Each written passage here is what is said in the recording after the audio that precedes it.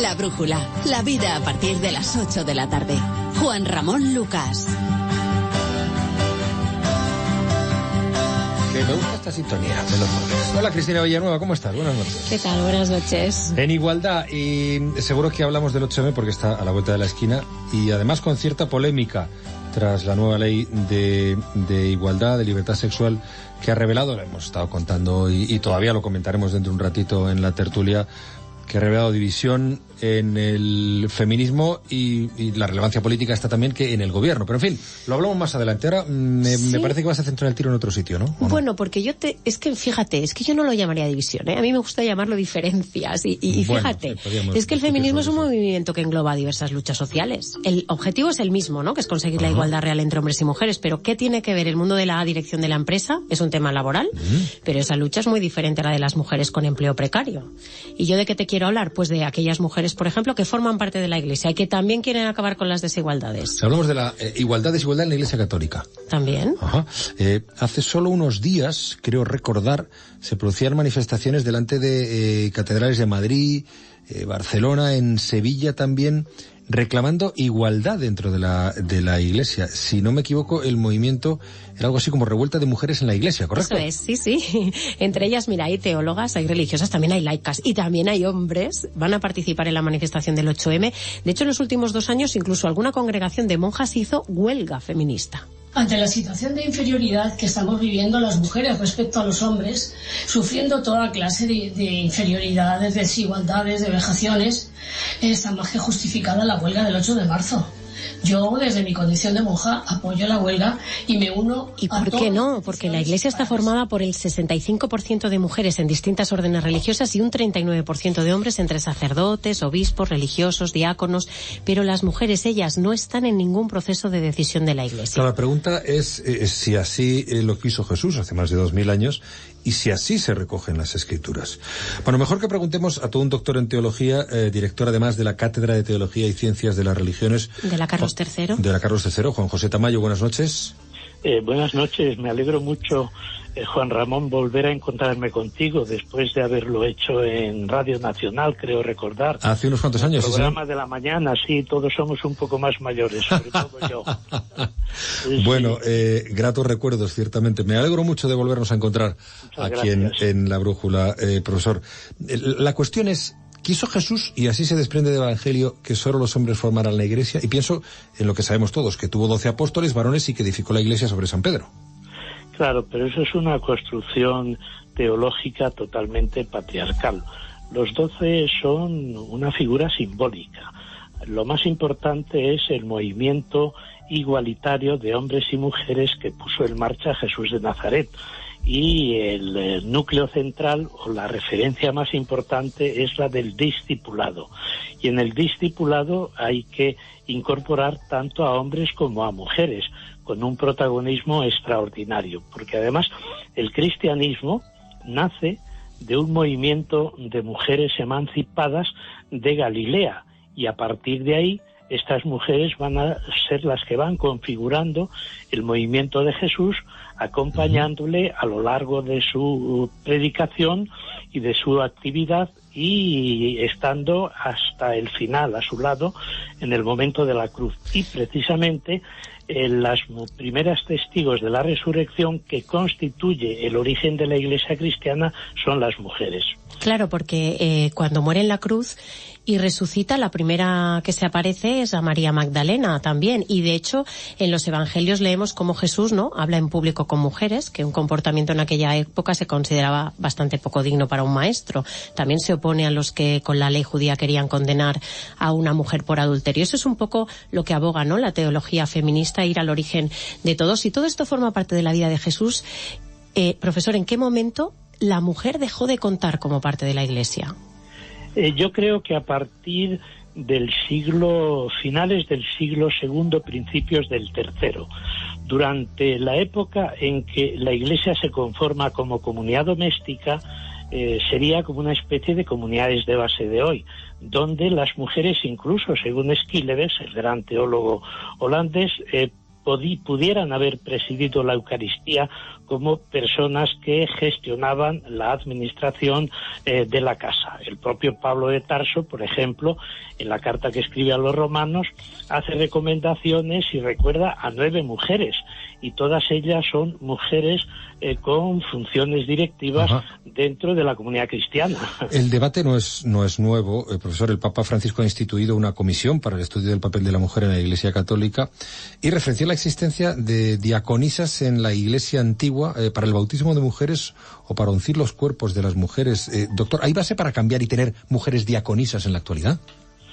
Bueno, yo creo que hay bases suficientes para tener no solo diaconisas, sino mujeres sacerdotes, ejerciendo un ministerio ciertamente menos patriarcal, menos jerárquico y más comunitario. Yo estoy en contra abiertamente de las mujeres diaconisas porque ese ministerio sería poner a las mujeres de forma permanente y definitiva al servicio de los sacerdotes, de los obispos, de los cardenales y del Papa. Por tanto, creo que lo que hay que instituir o establecer dentro de la Iglesia cristiana y muy especialmente en la Iglesia católica, que es la más retrasada de todas las iglesias cristianas, establecer los ministerios eclesiales al servicio de la comunidad y del pueblo iguales para hombres que para mujeres. Hay cierto temor en un sector a que el acceso de las mujeres al diaconado sea el primer paso para acceder al sacerdocio, y no están dispuestos a ese cambio. Pero sin entrar en esa polémica, hay muchas cosas que las mujeres reclaman que hay que cambiar ya. Y pienso, por ejemplo, en el sentido que se tiene del sacrificio. Mira, una mujer sacrificada es un elogio. Es lo que se espera de ella, que cuide de las personas dependientes, de la familia, de los enfermos, que anteponga a los demás a ella. Pero ¿por qué solo se le pide eso a las mujeres? Las mujeres que piden su sitio en la Iglesia. Vamos a hablar con Inmaculada Franco, que es portavoz de la Revuelta de Mujeres en la Iglesia. Buenas noches, Inmaculada. Buenas noches, Juan Ramón. Buenas noches, Cristina.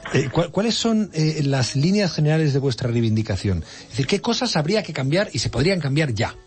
Mira, la línea general de esta reivindicación nuestra, que por cierto es un movimiento internacional, que se está produciendo, pues mira, desde Inglaterra, Alemania, Australia, Filipinas o Kenia.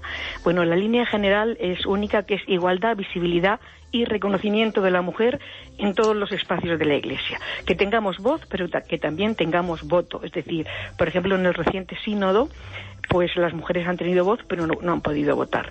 Las mujeres estamos en el día a día de la Iglesia y estamos pues discriminadas, como habéis comentado, como laicas y como mujeres, porque la Iglesia sigue siendo muy clerical. ¿Qué se pueden cambiar? Pues hay que cambiar muchísimas cosas, pero por ponerte un ejemplo, hay que eliminar anacronismos como un documento que todavía dice que las mujeres no podemos leer en la Eucaristía. Afortunadamente en muchos sitios no se aplica, pero sigue en vigor. Queremos que se den más responsabilidades pastorales en un momento en que los curas están francamente desbordados. En los pueblos hay sacerdotes que atienden 15 pueblos y hay muchísimas mujeres preparadas y otras muchísimas que quieren estarlo más para servir a sus comunidades en todos los terrenos. Queremos que se podría empezar, por ejemplo, a acoger las aportaciones de la teología feminista que lee la Biblia con ojos de mujer en las parroquias, en los seminarios también, para que vayamos enriqueciéndonos con todas estas aportaciones que están ahí, que son nuestras, que son parte de la Iglesia. Y creemos, por ejemplo, que habría que consultarnos más en todos los temas, pero, por ejemplo, específicamente en los temas de moral sexual, en las que a veces se culpabiliza un poquito a la mujer. Nosotros queremos una moral sexual, lo decimos en el manifiesto, que se deje de condenas y que esté preñada de misericordia y de ternura. Claro, sinceramente yo creo que la ausencia de mujeres empobrece cualquier sector, así que también a la Iglesia, porque falta una parte muy importante, ¿no? Sus fieles. Pero es más, ¿cómo vamos a justificar ante las nuevas generaciones ese inmovilismo? ¿Pierde la Iglesia credibilidad al no abrirse a estos cambios del mundo, Inmaculada? Pues sin duda, por eso hay tantas mujeres que se han alejado de la Iglesia y otras muchas que la consideran una institución a no tener en cuenta, y eso es algo que nos duele muchísimo a las mujeres que estamos en la Iglesia, que es nuestra casa y que es nuestra comunidad de fe. Hay una crisis, somos muy conscientes de que hay una crisis de credibilidad de la institución y que desde luego también tiene que ver con el drama de los abusos. Por eso exigimos una respuesta muy rápida en este tema Y además la revisión en profundidad de mecanismos que han permitido, mecanismos de poder, y mecanismos como el clericalismo, como la sacralización y la reverencia del hombre y del clérigo, como la ausencia de transparencia, como la ausencia de autocrítica, que han permitido que los abusos duren tanto. Nosotros creemos que en definitiva la Iglesia necesita sí o sí a las mujeres.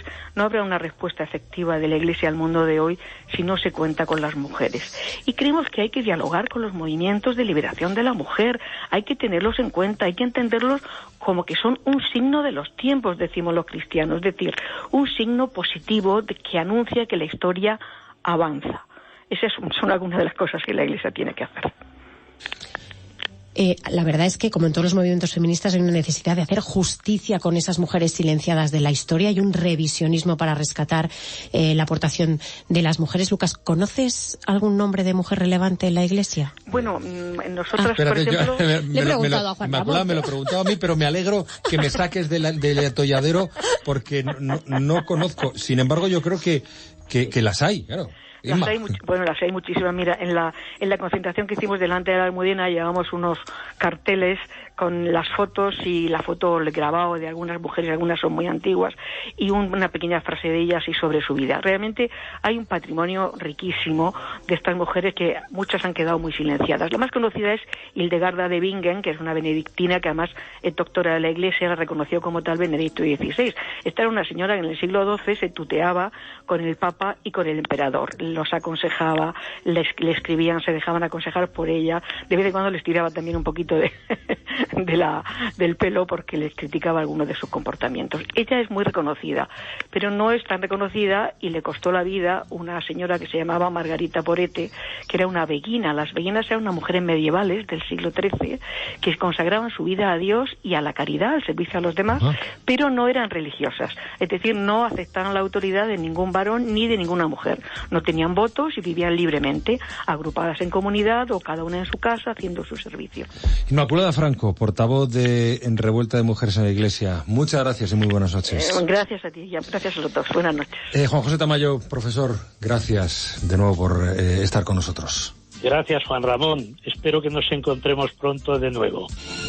Mira, yo quiero terminar con una conclusión que hace Isabel Gómez Acebo, es teóloga y escritora que publica Invisibles, las mujeres del concilio. Hace casi 60 años, por primera vez en la historia, se admitieron mujeres y ella cree que la igualdad llegará poco a poco, como la gota orada a la piedra. Fíjate también al andar. Yo creo que hoy a las mujeres se nos escucha porque hacemos barullo. No se nos querría escuchar, pero se nos escucha. Y yo creo que tantas voces de mujeres harán. Las gotas de agua horadan la piedra. Y yo creo que bueno, pues la Iglesia es menos dura con la piedra, ¿no? Las gotas de agua horadan la piedra. Qué poético y qué gráfico. Pues ahí queda esa esperanza. Cristina, hasta la semana que viene. Muchísimas gracias. Adiós. En Onda Cero.